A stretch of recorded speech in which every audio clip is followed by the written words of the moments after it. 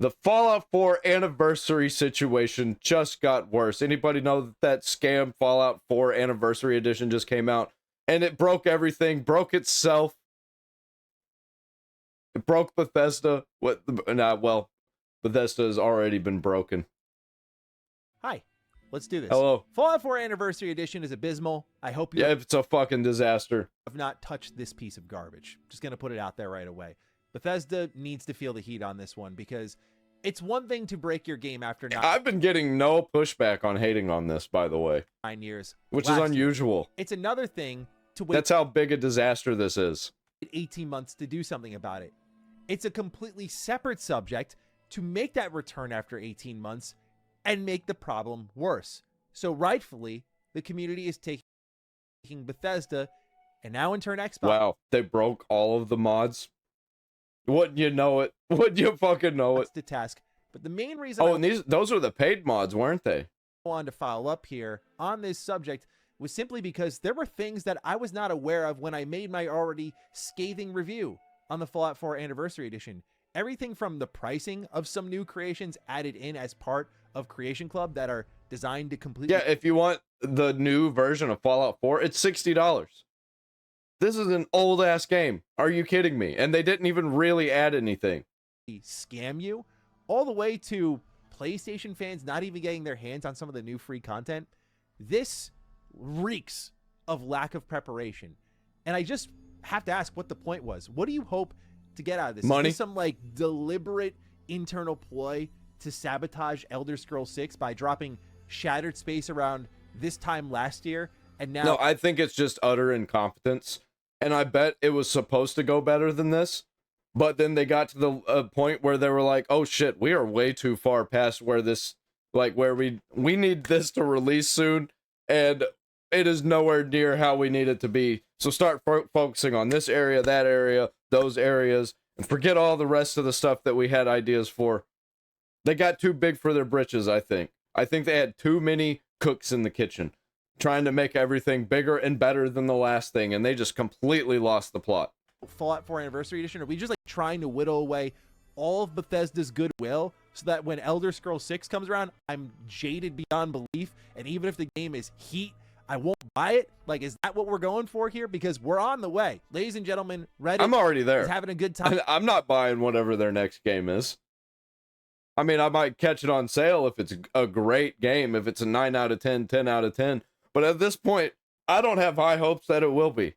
I think it's probably going to be the same as, like, Outer Worlds. I'm with Xbox marketing, which now I finally have a picture I can point to and Avowed. say, hey, if you want to put Xbox marketing into a nutshell of how disconnected they are with their own product, here you go. Fallout 4 Anniversary Edition is available today. Everyone liked that. Okay. Everyone liked that. Now, if it worked at the bare minimum, I'm sure we would. But Xbox showed with Redfall and those leaked internal emails from Phil Spencer thinking like Redfall would be like an 80 Metacritic game and could be one of their big exclusives of the year and do well, that they don't really interact with their own content clearly, because anyone who lays hands on Fallout 4 Anniversary Edition realizes Bethesda has made their own game, which I thought was pretty great, significantly worse over time. Not just through optics and pricing, but also just like it runs worse. That's unbelievable to me. So people on Reddit have had... this is what happened when you turn single player games into like live services. Especially if the whole thing is based on that, because you do end up shitifying it. Just release your game, release a few DLCs, and then fucking move on. But they can't do that because they have nothing else going on. A bit of fun with this new social post. Everyone hated that. There's your 9,000 upvotes. So yeah, people aren't pleased about this. This is not an opinion I'm expressing that's within the minority. A lot of folks are really upset across the Fallout community, and rightfully so, because the question you have to ask in all seriousness is like, if this is to celebrate Fallout 4, I don't want to know how you feel about something you don't care about, because this should be... Yeah, Fallout New Vegas is a fucking disaster still. I think an IP you care deeply about. It certainly matters to you when it's driving a lot of money, like, oh, hey, you know, the Fallout TV show, and hey, the next gen update, and hey, 76 expansions and DLC. Like, it should... Yeah, they fumble the bag every time. It's been this way for a long time. I think Skyrim really broke them. Matter enough, right? I guess not.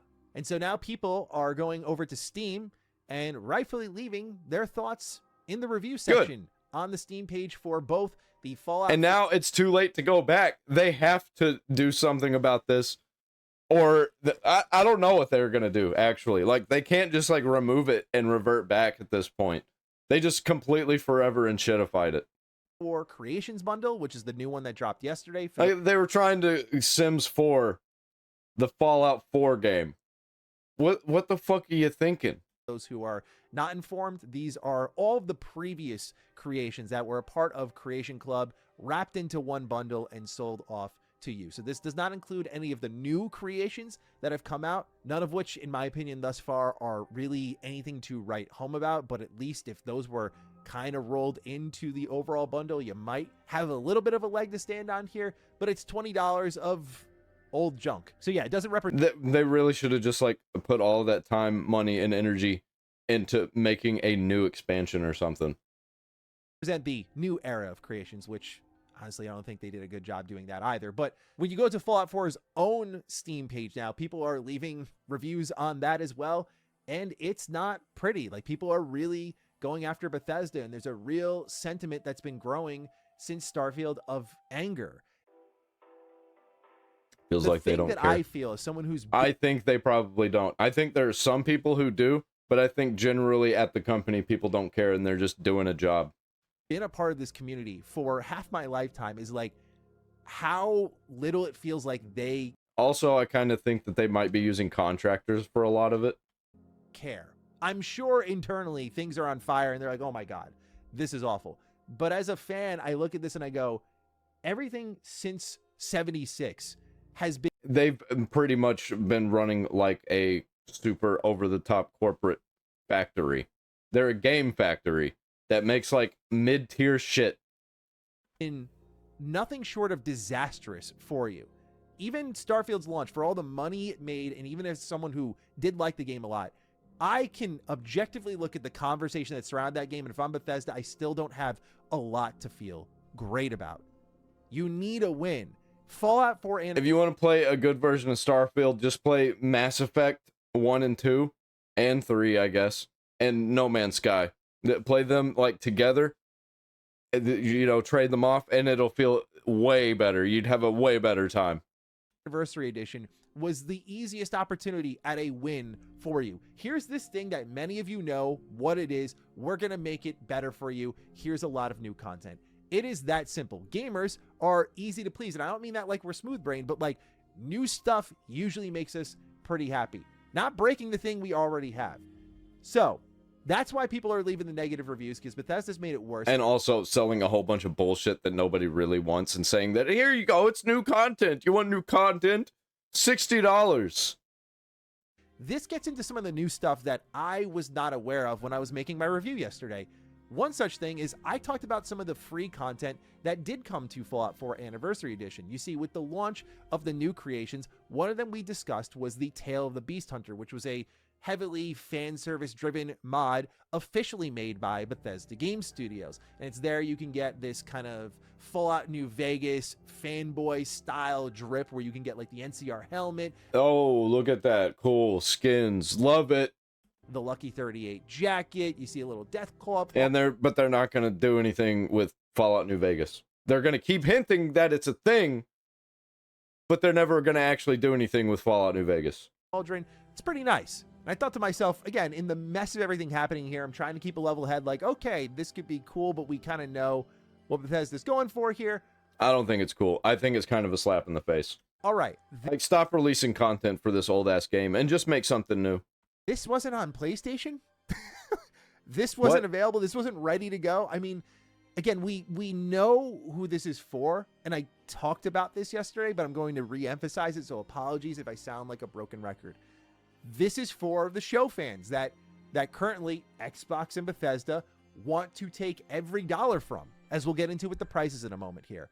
But this is not about you or me, the people who love this franchise, kind of helped get it there in the first place. Shout out to all the OGs for Fallout 1 and 2 who got us to 3, because that's when I jumped in. I jumped in Fallout New Vegas. I played Fallout 3 actually before Fallout New Vegas, but when Fallout New Vegas came out, I was like, well, shit. I better play Fallout 3. And I loved it. And then I played New Vegas right after that. Loved it even more. I didn't stop playing it until I had nothing left to do. Things like this, like, how does that fall through the cracks? Like, how is the DLC not ready to go on PlayStation? Why is that fan base getting overlooked in all of this? How is that a mistake that's made? I know I could hear it in my head. There are people who hear all these things, maybe even people who work at Bethesda, they're like, it's a little thing, it's overreacting. No, it's all these little things that add up for something that's supposed to be a big celebration of the franchise. I can't believe there was a point just a week or two ago, I'm comfortably excited about Fallout between Burning Springs and Season 2. Now it's kind of become like, all right, I'm interested in Burning Springs, but the fact that, let's be real, okay? 76 has done a great job redeeming itself. I'll never take it away from the game. I'll also never be like that stay-at-home 76 fan. I'll dive into things like Burning Springs and then leave. That's just the type of player I am. But 76 should not be the center of the great content that Fallout is doing in the gaming sphere.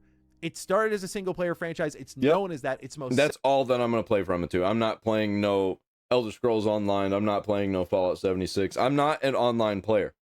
I'm into the single-player experiences or couch co-op at the very most. Celebrate is that it's best is that, like, the idea that a live product might be the best running thing right now for Fallout in gaming, because Bethesda is now neutered Fallout 4 so much on PC that I almost have been radicalized enough where I might just cope install 76 to be like, you know what? I wanted to play Fallout. I wanted to play something new with Fallout. Sometimes I feel like these companies break their old games to get people to stop playing them, so they'll jump on board more likely to the newest one that comes out. And they're not just going to be like, oh, there's Fallout 5 coming out? Well, I'm going to play Fallout 4. Oh, I'm all Fallout 4'd out, so I'm not going to get Fallout 5. Is that what they're trying to do? That's what it feels like sometimes. And by the way, that's fucking stupid, and it doesn't work like that. Like, is this an elaborate ploy to get me in there? That's where my head goes. But, like, the fact that this is where Nintendo definitely does that shit. We're at now is insane to me. That this prominent single-player franchise has its best running thing in TV and live service. Good for this, but, you know, as a fan, not crazy about that. So, again, DLC missing for PlayStation fans. Then people start to break down the prices and discuss those on Reddit. How about this one? An official creation that's been put up for $8. No. Right? So it's 600 credits, but to get that, actually, you really have to spend like $10. But this is for a perk overhaul. These are the prices we're talking about here. Again, I respect the idea of letting it be a free market. No. But no doubt there's a free counterpart for this. In general, in the mod section of the game, there's a free counterpart for this online on Next. Yeah, eventually you're going to get people that are like going to start getting mad and rallying behind these mods that are $8. There'll be like campaigns to hate on people who make free versions of them and possibly better versions of them. And who knows, we might see mod creators suing each other. Who, like, I could see that coming soon, very soon. That if you create mods for games that are unofficial, you can get sued because you're breaking the IP. It's like you can find, and sometimes video game companies already do this, and I don't know why. Bethesda is the level they are because of mods, and they've just enshittified mods because they can't help but to get their grubby little fingers into all of the scenes that have anything to do with Fallout. Oh, they hear that they want Fallout TV show? Well, we're going to give you a Fallout TV show, and guess what? I think it's going to become shit. They're not going to stop with it. They're going to keep milking it all the way to the fucking ground. Season 2 is probably going to be great, but who knows what Season 3 is going to be like? And Season 4, Season 5, or whatever spin-off shows they end up doing. All sorts of great mods. But, again, for those who are newer, casual, we know what happens here. You go in and you spend and you spend and you spend. There's a reason Bethesda is turning their games into platforms. There's a reason they went back and took 2011's Skyrim and added creations to it, albeit they did a much better job with that, which I applauded them for. Fallout 4, Starfield. This is about money. But they, as in even some of the creators, I try to defend the modders, but this type of stuff's indefensible. They do not care, whomever it may be, about what it looks like, which is like, hey, money bags. And they just shake me dry for it. It's terrible, dude. There's no way someone should be paying $8. Yeah, I'm not paying for any mods whatsoever.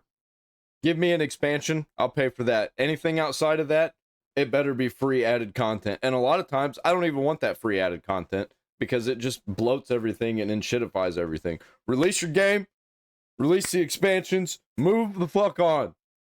For a perk overhaul, especially when Cyberpunk, with Phantom Liberty, by the way, gave us Cyberpunk is so much better at doing this. A overhauled leveling up system alongside a ton of other updates for free that had nothing to do with Phantom Liberty. Even if you didn't get Phantom Liberty, it was still overhauled and so much better. And guess what? It was free. That's how you do it, right? That's how you celebrate your comeback. That's a great example of that. Think of how Cyberpunk started. Terrible, broken. Fallout 4 didn't even start in that position, at least in my experience. Okay? I thought it was broken whenever it first came out. Just not the way Cyberpunk was. It was mostly like character glitches, graphical glitches, stuff like that. It was totally fine. Bad creative decisions here and there? Sure. But Fallout 4, I think, started in a better spot. To get 10 years down the road and be a company that actively supports their games, this should have been a big moment. And I get Bethesda was clear about what would be here, but when you see what they were quietly sliding in under the surface, that's where the real anger starts. Then there's the other thing that really bugged me. I was watching Juicehead's video on it. I'll have it linked down below. Check it out. He showed how they've now broken how mod install space works. So when you actually start to install these mods, you need more space than it's actually being communicated to you. So you'll see on screen here, for example, that he has 1.24 gigabytes of free space on Xbox, and the download is 880 megabytes. But if he went to install that, which he shows in his video, it doesn't work. This is something Bethesda has teased. That's kind of hilarious that they just completely broke modding. Will be from their official mod site. Like, oh man, how could you be so fucking incompetent?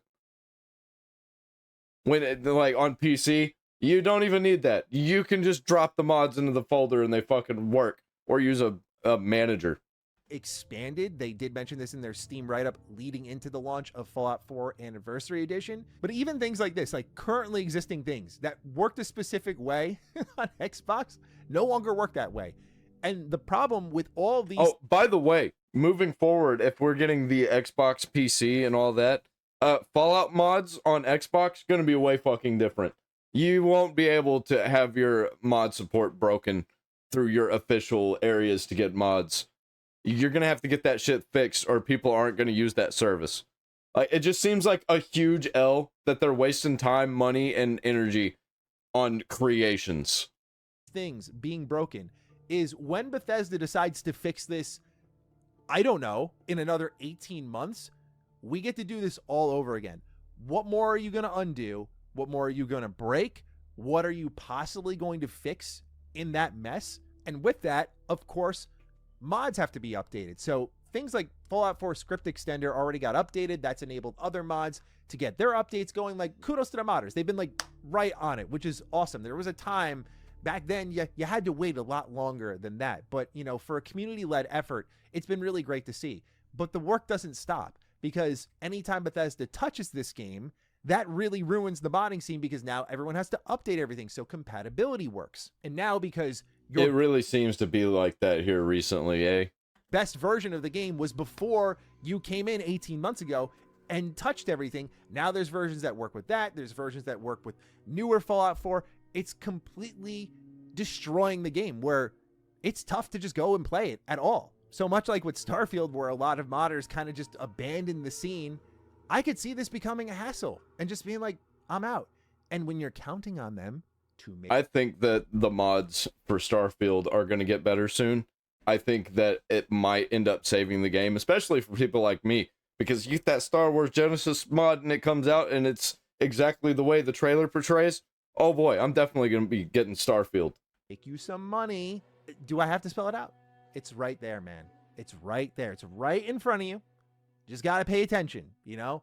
For creations, they should just pay modders to make things like Fallout London, to make things like Star Wars Genesis.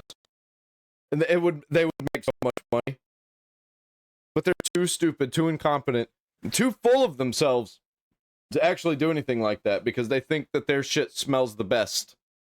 Sorry, I don't mean to be condescending, but just like, God, dude, you know, it's right there. It's right there. But anyway, that's what's going on with Fallout 4. I just wanted to kind of clean up the mess here a little bit, just tie those loose ends that I missed in my initial review. Apologies for that. And then we'll talk about the Todd Howard interview tomorrow. Or yeah, fuck Bethesda. They're not gonna make any more money from me going forward, and it's been like that for a long time. I'll still play Bethesda games, just their old ones that they're not gonna make money on anymore because I'm not buying their shit. And hopefully they don't touch Fallout New Vegas. I'll just have to go and get a cracked copy of it, I guess, so that they don't fucking touch it, and that version will just work. Because right now, it for the most part works for me on Linux after I installed a couple mods. But who knows when they're gonna update it again to fucking break it? They'll just randomly be like, "Oh, we added creations to Fallout 3 and Fallout New Vegas." Get the fuck out of here.